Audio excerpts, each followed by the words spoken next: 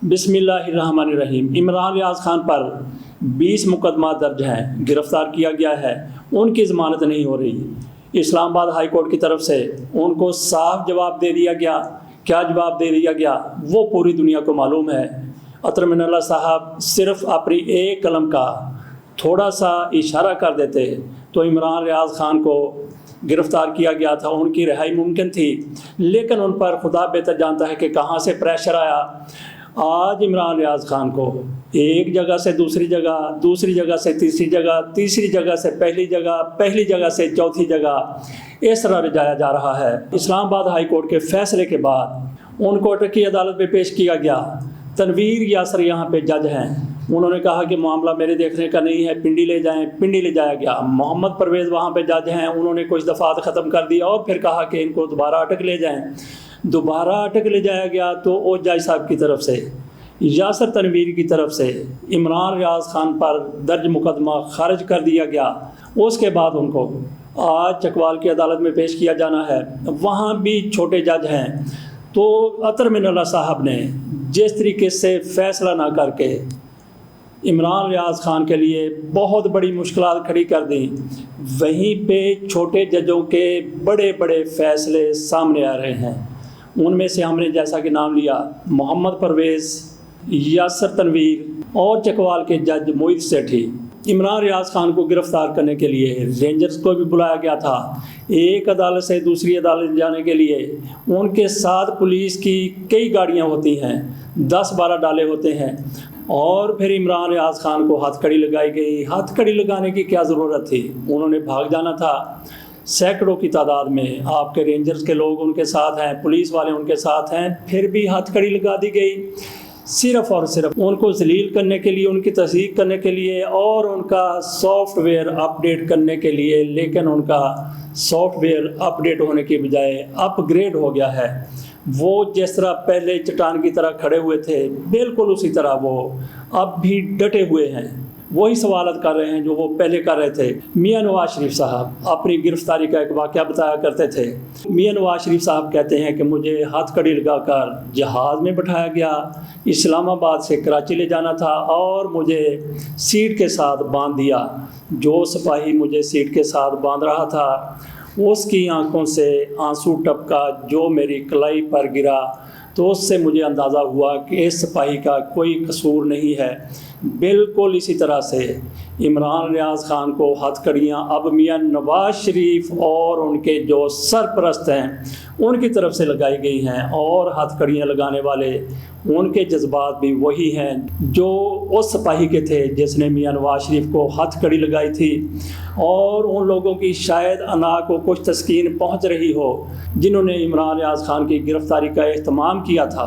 और फिर नाजरीन, मैं ये समझता हूँ कि इमरान रियाज खान को हथकड़ी लगाई गई है, लेकिन उससे उसकी तज़लील नहीं हुई, उसकी तज़हीक नहीं हुई। जब दुश्मन बहुत ज़्यादा ताकतवर हो तो उसके सामने कैदी की क्या हैसियत हो सकती है। करबला से काफ़िले को शाम ले जाया जा रहा था, उनके साथ भी ऐसा ही सलूक किया गया था। उनकी भी तज़लील करना मकसूद था, उनकी भी तज़हीक की गई थी, लेकिन हुआ क्या था? क्या उनकी इज़्ज़त में कोई फ़र्क आया? क्या उनकी तौक़ीर में किसी किस्म की कमी हुई? कतई तौर पर नहीं हुई, मगर उनके साथ ये सारा कुछ करने वाले वो एक्सपोज हो गए थे। तो इमरान रियाज खान को भी जिन लोगों की तरफ से गिरफ़्तार किया गया है, दरअसल वो एक्सपोज हो रहे हैं। और फिर पंजाब के वज़ीर कानून मलिक अहमद खान की तरफ से एक पुरज़ोर कॉन्फ्रेंस की गई है जिसमें वो इमरान रियाज खान पर बरसते हुए नज़र आ रहे हैं। बड़े जज्बाती होकर बड़े जोश में सवाल पूछ रहे हैं कि किसी को लाइसेंस टू किल नहीं दिया जा सकता। क्या इमरान रियाज खान ने किसी को कत्ल किया है? किसी की टांग तोड़ दी है? क्या किया उसने?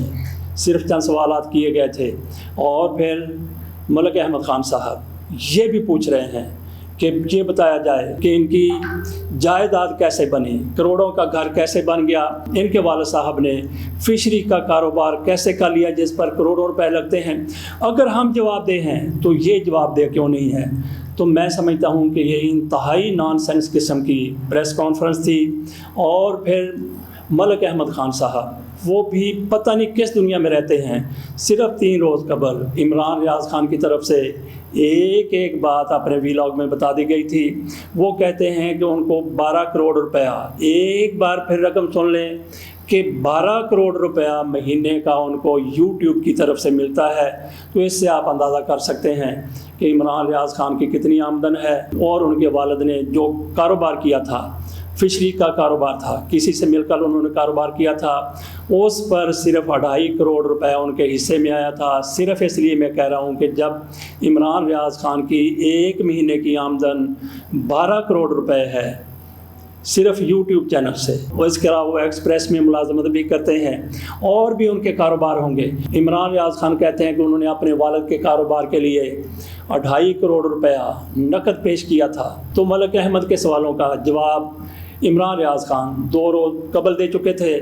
آج ان کی حکومت ہے، یہ لوگ طاقت میں ہیں، اور جس طرح سے ملک احمد خان باتیں کر رہے تھے تو لگتا تھا کہ ان کو بارود کوئی زیادہ ہی بھر دیا گیا ہے، جس کی وجہ سے ان کی باتیں، ان کے الزامات، ان کا جوش و جذبہ ایک راکٹ کی طرح چل رہا تھا۔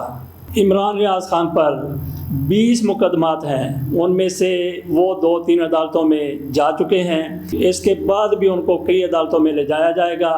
2-3 مہینے کی گیم ہے، پورا پاکستان وہ گھوم کر دیکھ لیں گے۔